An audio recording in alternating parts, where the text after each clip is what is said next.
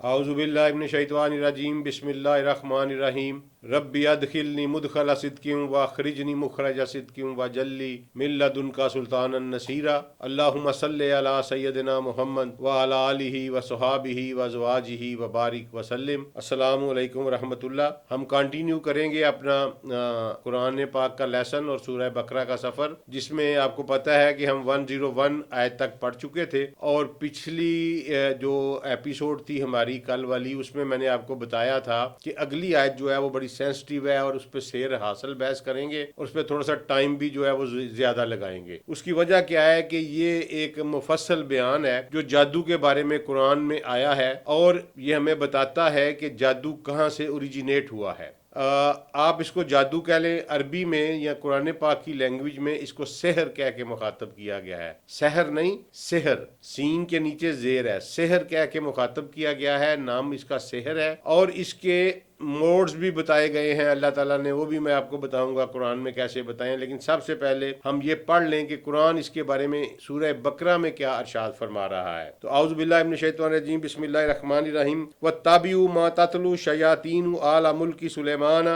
व मा कफरा सुलैमान वलकिन शयातीन कफरु युअल्लिमुन अन्नासी सेहरा व मा उनजिला अला मलाकैन बिबाबिला हारूत व मारूत व मा युअल्लिमानि मिन अहदिन हत्ता यकूला इन्नमा नहनु फितनतुन फला तकफुर फयतअल्लमून मिनहुमा मा युफर्रिकून बिही बैनल मराई ज़ौजिहा व मा हुम बिजारीन बिही मिन अहदिन इल्ला बिइज़्निल्लाह व यतअल्लमून मा यज़ुर्रुहुम वला यनफ़उहुम वलकद आलिमु लमिनश्तराहु मालहु फिल आखिराति मिन खलाक वला बीसा मा शरौ बिही अनफुसहुम लौ कानु यालमून। एक मुफस्सल आयत है, ये उसी खसलत के तहत चल रही है। एक्चुअल इन बनी इसराइल ने किया क्या, इन्होंने जहां बहुत सारे अपने अंबिया के ऊपर इल्जामात लगाए, अल्लाह की किताबों में तहरीफ की, इन्होंने जहां बहुत सारे जराइम का इनसे जो सरजद हुए, उसके साथ साथ इनका एक बड़ा जुर्म ये था कि इन्होंने सैयदना सुलेमान अलैहिस्सलातु वस्सलाम, जो कि एक अल्लाह के बरगजीदा पैगंबर थे,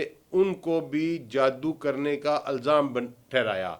हत्ता कि आप जानते हैं कुरान में मुफस्सल बयान है, हर मुसलमान जानता है कि सुलेमान अलैहिस्सलातु वस्सलाम को ऐसी सल्तनत दी गई थी कि उन्हें जिन्नात पर, हवा पर, चरिंद परिंद जानवर, हर किसी के ऊपर मुकम्मल दस्तरस और हुकूमत हासिल थी। और इसके बावजूद इन्होंने जो अपने काले करतूत किए, और कुरान ये बयान कर रहा है कि ये उस चीज़ में से किए जो कि हारूत और मारूत पर नाजिल की गई थी, लेकिन इन्होंने एट्रीब्यूशन उसको दी सैयदना सुलेमान अलैहिस्सलातु वस्सलाम को, और आज भी ये एट्रीब्यूशन देते हैं।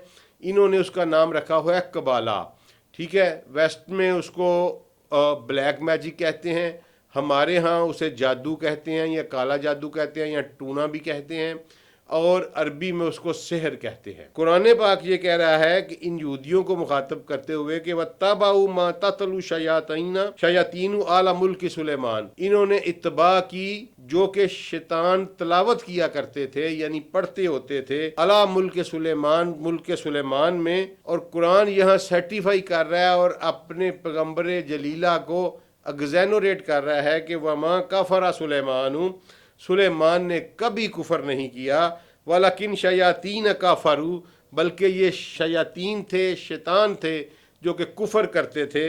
वयुअल्लिमुन अन्नासी सेहरा, और लोगों को सेहर सिखाया करते थे, जादू सिखाया करते थे। कहाँ से सिखाया करते थे? कुरान खुद इसका जवाब देता है, वमा उनजिला अला मलाकैनि बिबाबिला हारूत व मारूत, उसमें से वमा उनजिला, उसमें से जो हमने नाजल किया था दो फरिश्तों के ऊपर बाबल के शहर में, जिनका नाम हारूत और मारूत। अब यहाँ ये रुकिए, ये वाकया बहुत सारी रवायात में मिलता है, हमारी अपनी अहादीस में भी वाकया मिलता है। मैं आपको वो वाकया बता देता हूँ है क्या, लेकिन चूंकि यहाँ कुरान बयान कर रहा है इसलिए ये वाकया बिल्कुल सच्चा है। जो हमें रवायत मिलती है वो ये है कि फरिश्तों ने, जब ये मिडिवल ह्यूमन सिविलाइजेशन की बात है, क्योंकि बाबल का नाम लिया कुरान ने, तो बाबल की तहजीब आप समझ लें कि मेसोपोटामियन जो सिविलाइजेशन जब अपने अरूज पे थी, तो वहाँ जब जो रवायत मिलती है वो ये है, अल्लाह ताला के सामने फरिश्तों ने कहा कि हमने आपको कहा था कि इसको زمین پہ خلافت نہ دیں، یہ دیکھیں اب زمین پہ اس کے کرتوت کیا ہے۔ اللہ نے اس کے جواب میں کہا کہ میں بہتر جانتا ہوں، تم بھی جاؤ گے تو تم بھی یہی کچھ کرو گے۔ تو انہوں نے بطور ٹرائل 2 فرشتے پریزنٹ کیے کہ اللہ ان کو زمین پہ بھیج دے۔ ان کا نام ہاروت ایک کا نام تھا اور ایک کا نام ماروت، اور یہ وہاں گئے اور ان کو حکم دیا گیا کہ تم نے لوگوں کو نہیں امر بالمعروف و نہیں عن المنکر کا فریضہ انجام دینا ہے۔ اب سنا ہے جو ایک روایت میں یہ لکھا ہوا ہے کہ یہ لوگوں کے سامنے شام کو آسمان پہ چڑھ جاتے تھے، کچھ دوسری روایات بھی ملتی ہیں۔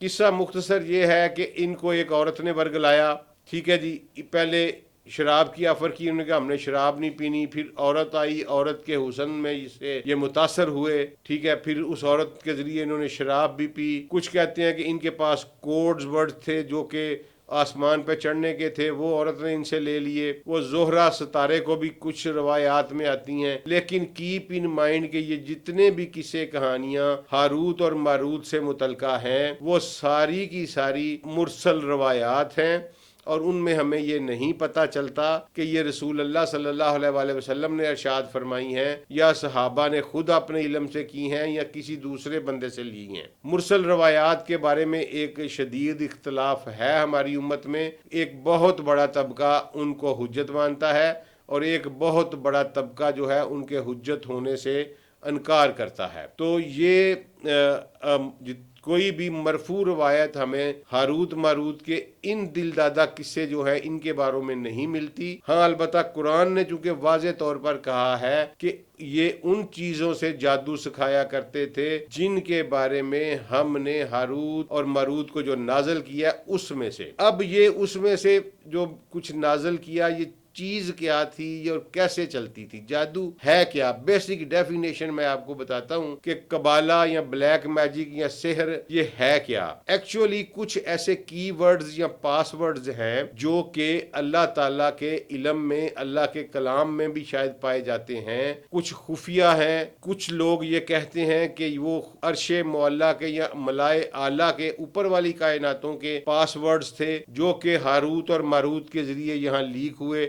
بہرحال کچھ ایسے ورڈز ہیں کہ جب وہ پڑھے جاتے ہیں ایک خاص انداز میں تو اس سے جو شیاطین ہوتے ہیں، تو آپ کو پتہ ہے کہ شیاطین جو ہیں وہ جن ہوتے ہیں، تو وہ جن جو ہے وہ اس بندے کا مطیع ہو جاتا ہے، اس کے قابو میں آ جاتا ہے۔ یہ بالکل حقیقت ہے، اس میں کسی قسم کی کوئی ایگزیجریشن نہیں۔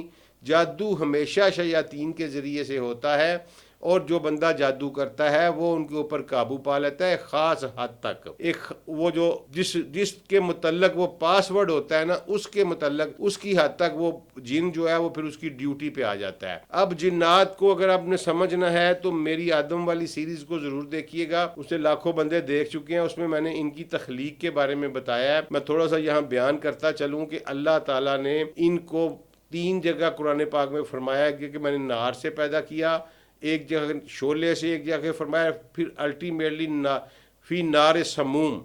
تو نار سموم کیا ہوتی ہے کہ اگر آپ نے گیس چیز کے چولہے کے اوپر کھڑے ہوں یا کبھی آپ نے بڑا الاؤ جلایا ہے بون فائر کرتے ہوئے، تو جہاں آگ ختم ہوتی ہے نا وہاں جا کے شعلے کا رنگ جو ہے نا وہ تھوڑا سا نیلا ہو جاتا ہے، اور اس کے بالکل اوپر جو گیشیس والیم ہوتا ہے نا، جس کا میکسیمم ٹیمپریچر ہوتا ہے اس آگ کے لحاظ سے، وہ جو نیلے شعلے کے بالکل اوپر جو گیشیس والیم ہوتا ہے اس کو سموم کہتے ہیں عربی میں۔ تو اللہ نے اس سموم کے ذریعے سے ان جنات کو پیدا کیا۔ پیدا کرنا اس کی قدرت ہے، اس کا کمال ہے۔ جس طرح ہمیں اس نے مٹی سے پیدا کر دیا اور اس نے نار سموم سے جنات کو پیدا کیا، اور وہ بعد میں شیاطین میں بدل گئے، تو وہ غیر مری مخلوق ہے ہمارے لیے۔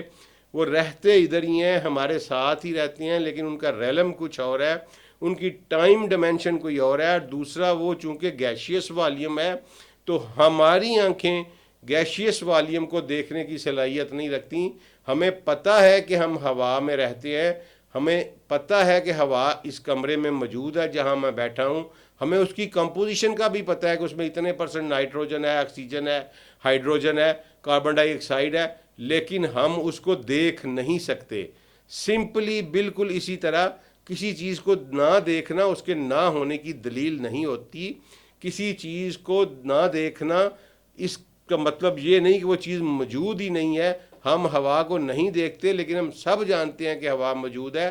اسی طرح گیشیس والیم ایک مخلوق ہے، نار سموم سے پیدا ہوئی ہے، اس کو اللہ نے جنات کہا ہے، اور انہی میں سے اکثریت شیاطین کا جو ہے کام وہ انجام دے رہے ہیں. تو وہ کچھ پاس ورڈز ایسے ہیں جو ہاروت اور ماروت کے ذریعے اس دنیا میں اس پلینٹ پر لیک آؤٹ ہوئے اور وہ آج تک چلے آ رہے ہیں. وہ پاس ورڈ پڑھنے کے 2-3 موڈس اپرینڈائی ہیں. یہ میں ساری تفصیل آپ کو اس لیے بتا رہا ہوں کہ آج کل بڑا یہ فساد پھیلا ہوا ہے. ایک تو اس کا یہ ہے کہ جس طرح نبی کریم صلی اللہ علیہ وسلم والا جو واقعہ ہے وہ ہمیں ملتا ہے، اور اس میں ایک بات آپ نے ذہن میں رکھنی ہے کہ یہ جو جھوٹ پلایا جاتا ہے کہ نبی صلی اللہ علیہ وسلم پر جادو کا اثر ہوا، نبی صلی اللہ علیہ وسلم پر نعوذ باللہ استغفر اللہ کسی جادو کا کوئی اثر نہیں ہوا.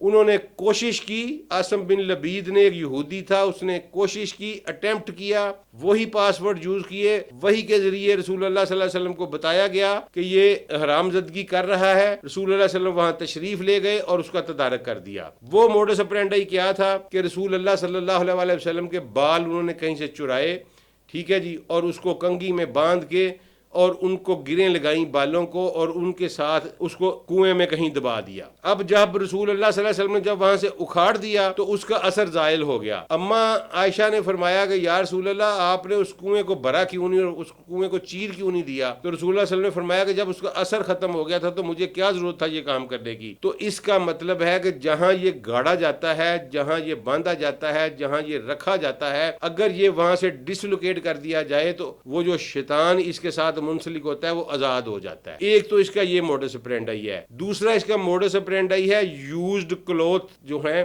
وہ لے کے، تو یہ لوگ ان یوز کلوتھ کے اوپر کو اس طرح کے اسماء یا کس طرح کے پاس ورڈ جو ہیں وہ پڑھتے ہیں جس سے شیطان ان کے قابو میں آ جاتا ہے، اور اس سے پھر وہ ایک مخصوص کام لیتے ہیں.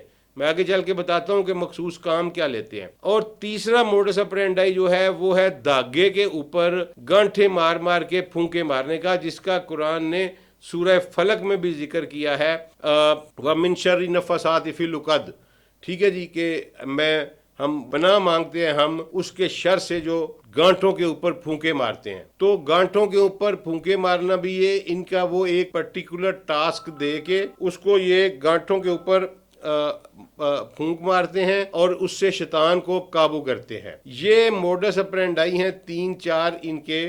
اور اس کے علاوہ ایک اور ہے، وہ یہ ہے کہ وہ اسی طرح کے کچھ جو پاس ورڈز ہیں ان کو لکھ کے تو اس کا پانی جو ہے دوون ان کا سیاہی کا اس بندے کو پلاتے ہیں جس کو شکار کرنا ہوتا ہے.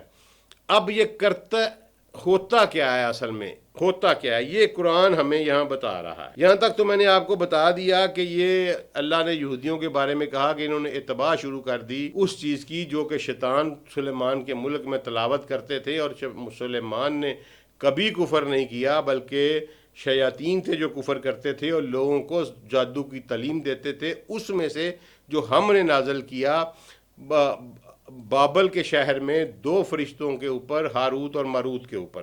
اچھا جی، اس کے بعد اللہ تعالیٰ کہہ رہے ہیں کہ حتیٰ کہ وَمَا يُعَلِّمَانِ مِنْ أَحَدٍ حَتَّى يَقُولَ إِنَّمَا نَحْنُ فِتْنَةٌ فَلَا تَكْفُرْ. وہ کسی کو یہ کام نہیں سکھاتے تھے جب تک کہ اس کو بتا نہیں دیتے تھے کہ ہم تو فتنے یعنی ٹرائل میں پڑے ہوئے ہیں، ہم امتحان میں پڑے ہوئے ہیں، تم کفر نہ کرو. لیکن اس کے باوجود اگر کوئی کہتا تو وہ اس کو پھر سکھاتے.